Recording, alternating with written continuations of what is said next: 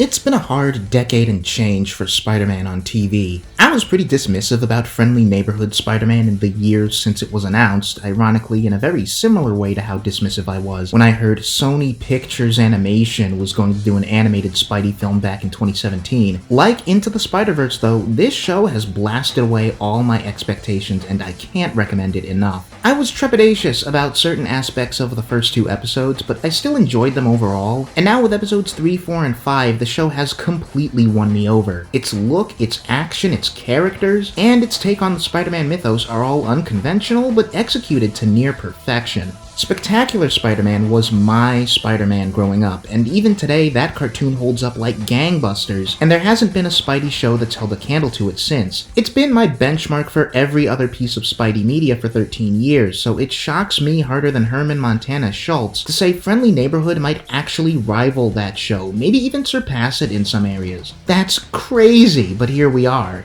It's certainly the first big project since Spectacular to feel like it really embraces the same approach to storytelling that defined the early decades of Spidey comics. I am so emotionally invested in every member of Peter Parker's supporting cast, including and especially Lonnie Lincoln, who's basically the show's secondary protagonist. His tragic arc is so well done that I could watch a whole show just about him with no Spidey at all. Ironically, given how this show is clearly iterating on the MCU, there's a lot that those movies could stand to adopt from this show going forward, especially in the action scenes. Man, it feels like so long since I've seen Spider-Man have this exact, perfectly tuned type of bad guy banter. There's just like such a specific quality to it that not even the Garfield or Lowenthal takes on the character match. Whatever man, point is, this show stands perfectly on its own and honestly wouldn't even make a bad introduction to the character. Honestly, I think this deserves to be the definitive Spider-Man for a new generation, and it makes me so happy I can say that. Let me know what you think of the show, and drop a like and subscribe because I'll inevitably talk about it some more.